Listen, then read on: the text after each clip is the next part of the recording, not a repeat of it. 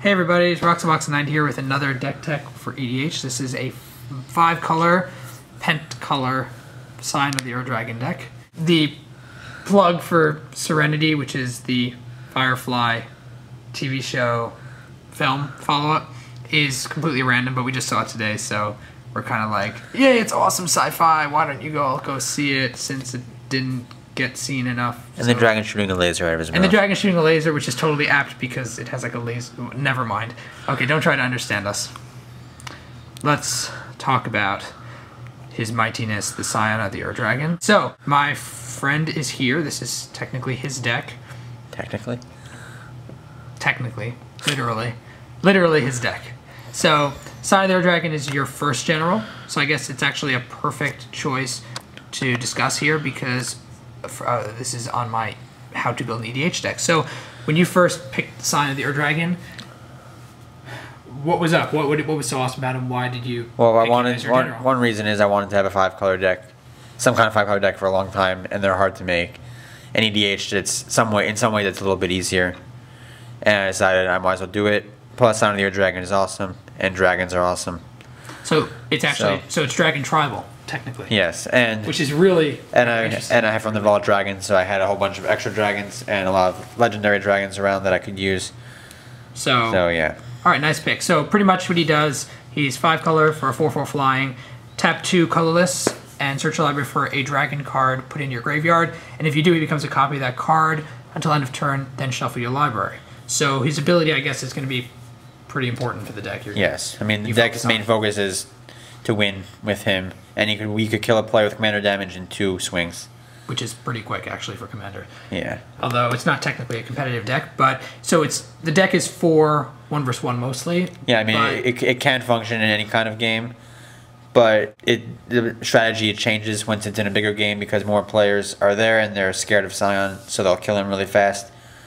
So it's more of just trying to sit back and let people kill each other and then just stay alive and do things. So it has more trouble in multiplayer. Well, yeah, because the general is a big target. Right, and since a lot of the deck is based around the general, it and becomes can't protect difficult. them from everything. All right, so let's talk about the deck itself. Okay, so first off, we have the land base, which in 5-color, as we've discussed before, is complicated. Really complicated, although rather an intriguing prospect trying to build. So, especially without Shocklands or the old duels. Okay, right. This deck is fairly budget as decks go. We're not running the crazy expensive cards. Only 1 Shocklands for now. So very few Shocklands, no revised dual lands. I wish. And many of the other more expensive 5-color choices maybe aren't around. But let's see what's going on. So we have there's only 10 basic lands. See how many mountains? You got 4 mountains. 4 mountains. So I guess you have because there's enough red things. That red is just helpful to have a couple extra red lying around. So, for fire breathing or for other spells throughout the game. 4 mountain are you have more red and I assume green because you need it for green. ramp. Yeah, green is for all the ramp spells in the deck like Cultivate, like Sakura Tribe Elder. So I mean green is more important to get early, so there's an extra green. So you got 3 forests then. So yes. 3 forests. And then for each of the other basic land types, only 1 of each for fetching purposes. So if I have 2 colors, I need the other ones. I can search with Teramorphic Expanse, which we'll get to, or with Sakura Tribe Elder, or Cultivate, or even Expedition Map. Okay, so you have a total of 10 basic lands. Okay, cool. So, and you found so far, I mean, we'll get to the end of the land base, but you found so far that yeah, lately I haven't had, it's been a long time since I had any mana trouble. All right, it's good to know. Okay, so next up we have Teramorphic Expanse, which gets a basic land, so whatever I need. Tapped. So as I said, this is one of the cheaper searches instead of fetch lands because you don't have so many regular fetches and you don't really need them. Because there's so few basic lands. But the Teramorphic is nice to have because it's for any of them. That's good. And then you have Dragonskull Summit, which comes into play untapped enough because there's enough red and it's 2 colors. 2 colors, and I assume you have a lot of 2 colors. A bunch of these. So we got Dragonskull, Darkslick Shores, which just the colors are needed, and black blue. Sometimes it'll come into play untapped. If it comes to play tapped, I don't mind being turned 2 slower most of the time, and it just having the ability to have the cards makes it tapped worth it enough. Right. So black blue. Then you have the only shock land. The only shock land here, which is black green Overgrown Tomb. So green is because I guess you don't have the Woodland Cemetery in here. You would have Woodland Cemetery if you didn't have Overgrown Tomb, probably. Well, I mean, but the only problem is with that it's going to come into play untapped more often because there's only 4 land that keep it into play. Right. Untapped, so this is better choice anyway. So obviously it's better, but if you don't have Overgrown Tomb, you can get you could use the Woodland Cemetery. That's probably a decent choice. So Overgrown Tomb. Then you have a filter, Mystic Gate, and you chose this filter over other filters because it was available and because there's not as many ways to get white mana in the deck. I needed some ways to make sure I have white for some of the dual colored and some of the other particularly board wipes. Right, which tend to run 2 white in their cost. Yeah. Okay, so we got a Mystic Gate, Rootbound Crag, which is another dual and like Dragonskull. And the colored basic lands that I have most of are the ones that keep it in play untapped, so most likely it'll be untapped. Right. Then you have Sungrass Prairie and Skycloud Expanse. They're both you colorless to tap to get the colors. So I guess it gives you an option. Yeah, and if I only have one of these colors, I need both of them. Use one of that color to get both. And right. So it's rather useful. Budget mana fixing. Right. These are pretty cheap. They run between $2 and $3 usually. So he runs Expanse in the Prairie. Then we have some pain lands. We have the Battlefield Forge, which is the white-red pain land. Yeah. It's Battlefield Forge. Shivan Reef is the blue-red one. Blue is also one of the colors that I have fewer lands that make blue, so I want to make sure I have enough. Right, and the red is always helpful for fire breathing. Yeah. Right. Then we have 3 color. Yeah, so there's 2. We have the Dromar's Cavern and the Crosis Catacombs. So 2 of these are both balanced lands. They bounce back a non-layered land, which is pretty much every land. And they come into play untapped, which allows you, if you need to on a turn, to basically get an extra mana on 1 turn. Right. Because you could tap everything and then play this and still be able to tap it on the turn, aside even if you balance the other land. Right. So they're really nice choice, and they're 3 colors. Yes. And more balanced lands. So you have 5 the of them. Boilerworks. So you have the 5 colors. So the Izzet Boilerworks, they all blue, red, green, red, black, red, green, black, and blue, green. Yeah. And then blue, black. And blue, black. So 6. Yeah. Sorry. 6 of these bounce lands. Then another 3 color. You have Crumbling Necropolis, Seaside Citadel, Savage Lands. I guess those are the 3 you chose for whatever reason for the colors. Yeah. So I guess if you run the mathematics, you'd find that these are the ones you need more. Yeah. And they come into play tap, but they give you 3 colors. So they're nice. And now some more white things to make up for the lack of white sources so far. Right. So you have Eiganjo. It's basically a better plains. It could protect my general slightly if I need to, but mostly it's just plains. That's better. Legendary. Yeah. Right. Then you have a Mistveil Plains. Mistveil Plains. Comes to play taps for the plains, and its lets you put a ability is very useful because I can reuse Scion targets. I have 2 white permanents out, which isn't that hard. I'm able to use that to reuse things like Nicol Bolas. Right. Which we'll get to, and you put it back on the bottom of your library. Then you have Vesuva, which just is a copy, comes into play as a copy of so copy one of the balanced lands, or copy one of the triple lands, or anything. Right, and if an opponent's running good lands that are the colors you need, you can always just copy one of theirs. Yeah. So it's nice, and it's fairly budget now. It used to be really expensive. Now it's down to about $10 or $15. Because they killed 12 Ghost. Because they killed it. Then you have, this is a really interesting find. I believe I found this originally and traded it to you. It's tap 5 colorless to get 1 of each color. So 5 colorless and this land. So it's a little slower. I mean, we won't be able to get Scion with this until turn 6, but if you have mana problems, then it fixes all that. Right. So it's really nice, and it can give you a colorless if you just need that colorless. Yeah. Command Tower. Pretty obvious. Best land for EDH. Best land for EDH. It's all the colors in one. So it's 5 taps for 1 of any color that you need. So it's really good. Gemstone Cavern, which is amazing if you get it in the opening hand. Otherwise, it's still a colorless land. But if you get it in the opening hand, it's basically another command tower. Right. And you have to exile a card from your opening hand, but usually you could find something that you don't need as much. And it's a 1 of any color. And it's and it comes into play as the game starts, I believe. So you can play extra land first turn of it begins the game and play like the ley lines. So you can play a land first turn in addition to having this out. So that's really, really a nice card. Core Haven, utility. it's just a prevention land, I take it. It's more. Yeah, I mean, it prevents from all these giant generals flying around. Right, which is really nice, except that you need to have a white in order to use it. Yeah. Which I suppose isn't so easy early on, but if you have it, then... Yeah, I mean, it helps live. It saved me several times against things like Omnath or Mimeoplasm. If they don't have Shroud, you could stop their damage. Any aggro generals, yeah, particularly. So it's fairly useful, you find. Yes. Right, that's good.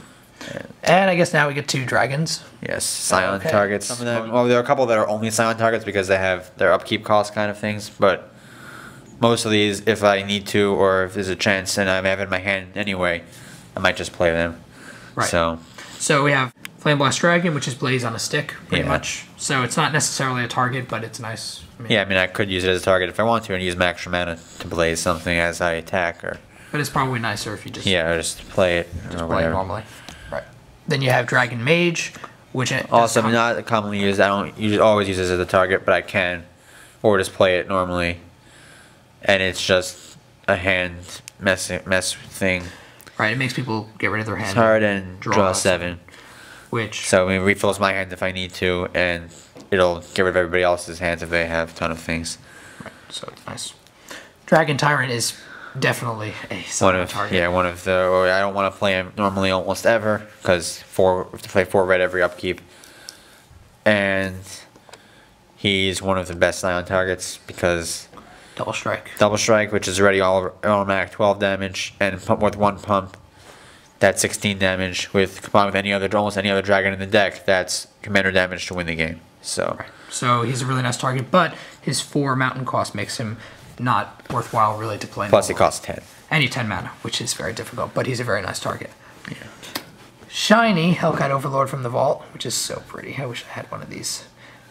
I'll get one soon. Anyway, so he's just a giant, massive, amazing dragon. Yeah, with flying, trample, haste, fire breathing, and you can regenerate him even. Yeah, so if they kill Scion when I'm attacking, I can even regenerate him if I want.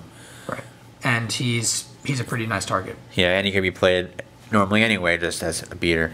Because he's worth the cost. 8 for an 8/8 with his abilities are just totally worth it. Yeah. Alright, next up we have Rith the Awakener, which is actually a really unusual choice because most people would probably put Treva in instead of Rith, so why'd you pick it? Well, I found that Rith is more useful than Treva because Treva I would never have a chance to use as much, and gaining 5 life is not as useful most of the time as getting 5 blockers. Chump blockers. Yeah, chump blockers.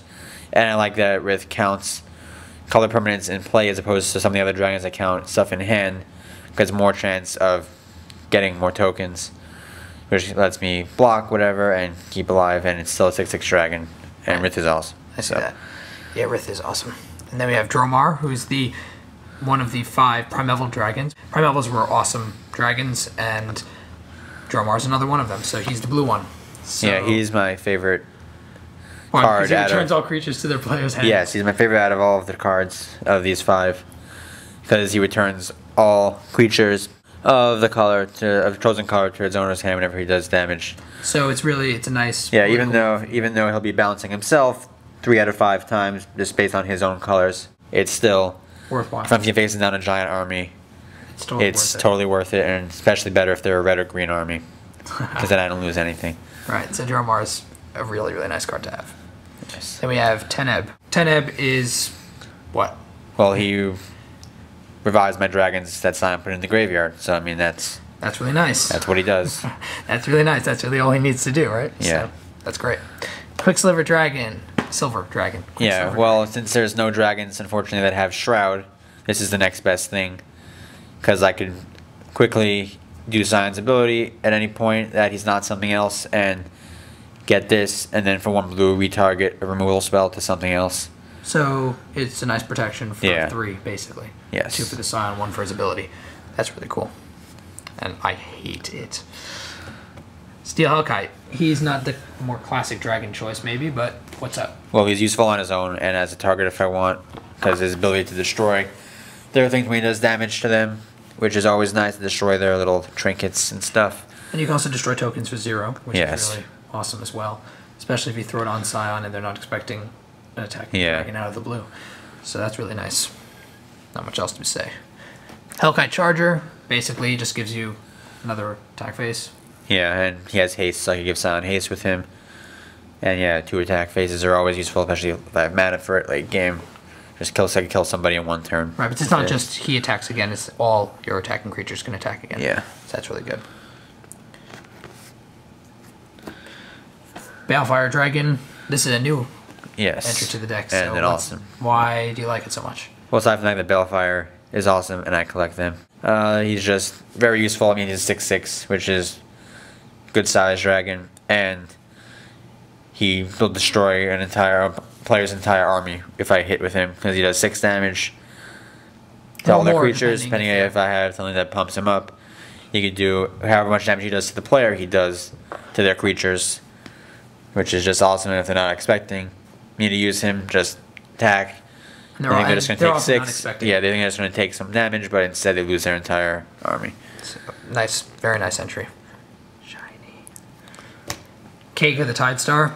This actually, I have to agree, is probably the best pick dragon for this deck from the Kamigama Dragons. Except for Kusho, who's banned. Well, Kakusho, besides for being banned, which we talked about on the ban video, but also, it's ridiculously powerful if you kill it. Yeah, I mean, because even though if he goes to the command zone, this won't activate, I have enough revive spells that it won't matter And most of the time. And even if the egg's off my graveyard, he just goes back to the command zone anyway. And so it's a spiteful thing to do, because I could just let him die and steal their general.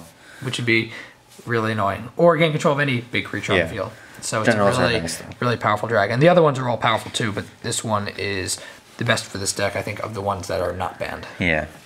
Then we have Nicol Bolas. Possibly one of the best targets for Scion. If I would think the best target. Yes. Because if you land, you can't really keep. It's hard to keep him alive because you have an upkeep cost for him that's pretty annoying and strange colored. But if he attacks and you can't block him, if he does damage to the player, then it makes them discard their entire hand, which is always the first thing. Right, you try to land that immediately. That's the first thing. If the Scion gets that hit in, almost for sure there's not going to be able to stop me next turn with the Dragon Tyrant, and then it's game. Right, so 1 versus 1, that's pretty much a game ender. Even in multiplayer, though, you can kind of destroy a person's chances by undermining their hand. Even if they're not killing them, it's still, they lose their entire, no matter how big their hand is, they lose everything. And also something to note about Nicol Bolas, even though I don't take advantage of that in this deck, is that he doesn't have to do combat damage in order to do his ability. Right. Which is actually ridiculous if he's your general instead or something. That's interesting. Very cool. Then we have Karthus, Tyrant of Jund. He's kind of expected in any dragon tribal deck. Yeah. He's just the leading dragon lord. Yeah, 7/7 haste. So he gives Scion haste and he gives all my other dragons haste. And he steals all dragons on the field if you're playing against. Yeah, if anybody else has, like a lot of people have steel hellkites. So if you steal like 3 steel hellkites. And other people would have other dragons, or people who play with Death by Dragons, yeah. So Death from above. I steal all those dragons and they all have haste. So. Yeah, so Karthus is just amazing. And of course, if you recur him, then he's great. If someone steals one of your dragons, it's good. Blaming the Risen, he's definitely not a Scion target, and he's kind of a little dragon. Yeah, because his ability, also with Karthus' ability, it won't trigger the dragon stealing ability, won't trigger if I make a Scion into him, because it's a come into play ability. Right. So I mean, usually I only use it with Scion for the haste. And Blaming the Risen, I mean, he's a card that I would want to just play normally and get back anything to play. Right, and he gives it kind of like fire breathing to all dragons. So if you need a couple more points of damage, it's nice. Yeah, nice choice. Now the non-dragon utility parts of the deck, we have Spellskite. Yeah, a lot of them are geared toward protecting Scion. Also protects you, but yeah. Well, Spellskite's mostly there to protect Scion. Right, really good choice. Either the blue or the 2 life. It's worth it all the time to save him. Ira is insane. Absolutely insane. I just played with her this past weekend, and she was one of the reasons I won the game. She's just absolutely freaking ridiculous. So she protects Scion from most frontal attacks. And protects herself. Protects your other dragons. A really powerful card. Yeah. And you're not trying to target Scion with anything, you just use his abilities, so Kira's a monstrous choice. Expensive though, definitely not a budget card. Mnemonic Wall. I mean, just to get back any of my spells, all of my revive spells or my board wipes. Right. Yeah, it's what it's there for. Right, I guess it's a decent defender. Yeah, I mean, you would jump consider block. maybe putting in a card like Regrowth or something, or a more classic get back card for stuff. I think there's might be one in here. But Mnemonic Wall is definitely a nice pick, especially for budgetary and fairly new budget. Good card. Junk Troller, what's up? It's a cheap, good blocker, and he's a defender, but I mean he's only going to block as he's 0/6. And I like his ability because he can put one of my silent targets back on the bottom of my library, so I could use it again. That's a nice one. Junk Troller is definitely good. You have Eternal Witness, which... Another regrowth effect. Right. Get and back. on a creature. Well, anything. I'm saying, but on regrowth. on a stick, and anything that I want to get back, so it could be... Right, just classic staple. Not too expensive either. Masako the Humorless, she definitely is humorless. Yeah, she's interesting card. I mean, this is one of the cards that's kind of iffy in here, but it works a lot, really well when I get her in the game. Because since I'm attacking all the time, people will, I mean, I'm open a lot, and so if I decide, if I have her, and I could just flash her in at any point, and my tap creatures could block. So Dragon suddenly being able to block when tapped. When tapped is that's like pseudo-vigilance. Really irritating. So she's a pretty decent pick. Scuttlemutt gives you any color you need. Yeah, mana fixing. Right. That's basically the reason he's here. Yeah. Also fairly cheap. Skura Tribuilder. Gets a basic land. Basic That's land. it. Birds of Paradise. Taps for any color. Yeah. Nice 1, 2, or 3 drop, I guess, basically. Yeah. Trying to get Scion around. It's a nice Yeah, pick. getting him early. Top, once again, non-budget, but if you can put Crystal Ball in, which is a nice... Almost which is as good. A cheaper version. It's decent. And Dividing Top is, of course, ideal in almost every EDH deck. Expedition Map is... One of the best land search cards because it search for any land. Right. So you can get even non-basic, which is often crucial. I think the only card in the game that does that, I think. Right, so it's particularly good. Ingot, any color, indestructible. Yeah. Pretty straightforward. Solemn Simulacrum, I guess also fairly obvious choice. It's a basic land. People don't want to attack into him. And he draws you a card when he dies. Yeah. Nice utility. Ether Vial. It's a good one drop. Right, you put it down turn 1, and then basically you let it build up to... And let it sit on 6 or 7 if I want, so I could play a dragon if I draw it. And they can let you play 2 dragons in a turn, so it's just really nice to have around. Good utility, I guess. Quicksilver Amulet. Another way to play dragons for cheap. Right, only for 4 to put it down. Yeah, these cards are more useful more in games where there are more players and they're going longer. Right. So just to be able to keep up with everybody else. Right, good choice. Greaves, obvious. Protect Scion gives him haste. Gives any dragon haste. Yeah. That's a good choice. Boots, same sort of thing. Hexproof protection. Yep. Ward of Bones. Well, since balance is banned, this is the next best thing. Right, pretty much it just, as if you're kind of falling behind a little bit, or you don't have the Well, cards I'm you almost need. always behind, because this deck, the way the land works, I usually will have less land than most players. Right. And I'll almost always have less creatures than most players. So it prevents people from doing anything. From playing anything crazy. Right. It lets you, it forces everyone to stay on the same page in terms of their stuff. Anything on bad balance, then even better. Right? Yeah. We've tried balance before. It's annoying. So this is a nice card.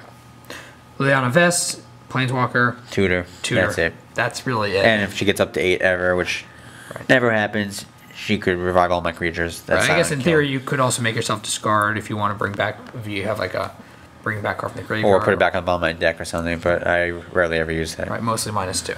Yeah. And you have Trace of Abundance. It gives a land tap. Lets the land tap for one of another itself plus another mana of any color. And So it gives a land shroud, so you can be 2 for 1 for it, and it's just another color, so I could play Scion faster and have mana fixing, and it's cheap and easy to play. Nice choice. Asceticism. Protect Scion, let's regenerate him. That's it. And other dragon, whatever, everything. Fires have Maya, everything of haste. And even though I rarely use the sacrifice ability. You can use that on Scion to get the last. Yeah, I mean, that's what I've done several times. And you could use it if you attack with you could sacrifice it even though they lose haste, they're already still attacking, so it doesn't matter. Right. Crucible Fire just boosts up your dragons. And so it allows Scion to be a threat on his own, and anything it allows, I mean, it just makes it easier to get into 21 commander damage. Miraculous Recovery. This is one of the best revive spells, and most people don't even know it exists, probably. Right. Because it costs 5, but it's an instant, which is ridiculous.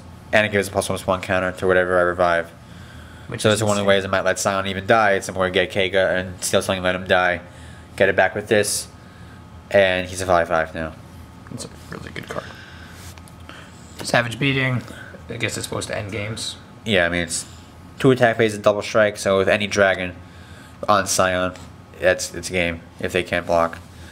Really good card. Oblation. General removal. That's it. Right. I mean, I guess any removal from things that are big and scary. Terminate. More removal. Right. It's a very budget removal spell. And it's very good. Right. Putrefy. Similarly, pretty budget. And it kills artifacts. Which is handy to have around as an option. Artifacts, creatures, and enchantments. So it's Putrefy just with enchantments instead of artifacts. Yeah. Right. And another destroy spell, Void, which it is kind of in between spot removal and mass removal. As you choose a number, destroy all artifacts and creatures. With the number, and target player reveals their hand, our opponent reveals their hand and discards all cards with mana cost that number. Right. So if you choose the right number, I mean, if you see what else out and you make a good choice, you could destroy a lot of things, or you could destroy something that's particularly dangerous. It's a nice versatile removal spell. Now some sweepers. Hollow Burial's one of the best in EDH because it talks to generals, obviously, and knowing their creatures can't be used for any graveyard shenanigans. Right. So even you, technically. But I don't use that much graveyard. I'd rather have my guys on my library so I can reuse it with Scion as opposed to my graveyard most of the time. So overall, just really good. Austere Command is just pretty much staple. It's a versatile destroy spell. Yeah. Sweeper. Last Finale. Just another board wipe, and I could get rid of some, depending on what kind of decks I'm playing against, I could get rid of creatures that either I don't want them ever drawing, or if decks that I don't want, with decks that have graveyard builders, I could just get rid of some utility guys that won't be good for Mimeoplasm, for example, or any reanimator. Or even just take like Eldrazi and put it in graveyard builders, go back in the deck and nothing happens. Right. So. Create pain, destroy all creatures, you draw that many cards. Yeah, I drew 10 cards yesterday with this. Yeah, it's pretty crazy. And if you cycle it, you can kill a lot of tokens, so it's also really useful. Yeah. And yeah, it's really good. Obliterate. For when for when I want to be spiteful and stop the game. Yeah, it's an irritating destroy spell, but it's not very expensive and lots of decks run it. So just here. Lance Assault gives you a second attack phase. And that's so you play and then you can attack twice in a turn. World at War is the same thing except that you can rebound it, which means you basically have to do it twice in a row, two turns in a row. Which, as we mentioned before, reusability in EDH is kind of a big deal. So, and there's no drawback to this at all. Right. So technically, this is a better version, and it's very cheap. So it's easy to get, very budget. Cultivate is just a classic ramp card. Yeah. Put Kodama's Reach instead if you want. Breath of Life, return target creature from your graveyard to play, so you can reanimate big dragons. Or get back Scion if he dies if for some reason. Right, so just reanimate. Zombifies the black version. Beacon can steal from enemy graveyards. And it's reusable and it can get artifacts back. Right, so it's just nice. It's a nice version. Yeah. And then we have Patriarch's Bidding, which is a nice endgame card as long as I make sure that I won't get screwed over somehow with it. Right. Because usually in Tribal, Dragon particularly, it's really... Yeah, but some decks also have Tribal themes, or if something will wipe the board when they come into play, I don't want that to happen, so I have to be careful. I know what's going on, but that could really end the game. Right. Wargate's a tutor. You tutor into play, and it's costly sometimes, but it costs. No one's going to expect that. So it's interesting, especially not in really a 5-color deck. And really cool card concept. Right, so as a... Art-wise, it's also a flavorful, interesting choice. Should have been a dragon instead of a sphinx. It should have been a dragon in the middle. Altered art. Demonic Tutor, the best tutor. Yeah. When you have black, you have to run it. Beacon of Tomorrows, take an extra turn and shuffle it back in. So I guess you like reusing it. Yeah. So even though it's a bit expensive, the reusability is nice. And lastly, Renewing Touch. Which puts all my Scion targets back in my deck. For one. Yeah. So pretty much the idea is The deck is somewhat focused around Scion the Ur Dragon, although as a dragon tribal, it does. It could still. I mean, it could survive also because if people know that he's tucked, I'm not as big a threat, so I'm not going to die, and I could rebuild, get him back, or do something else. So. Right. So that is the Scion of the Ur Dragon deck, guys. So thank you for watching. If you found it particularly interesting or you have any comments, feel free to leave them below, or you can PM me anything. I'll plug again. Firefly/Serenity is an awesome movie, awesome show. Definitely check it out. And thanks for watching. If you're interested in following more awesome EDH and other fantastic Magic the Gathering videos, feel free to subscribe up top. And thanks for watching.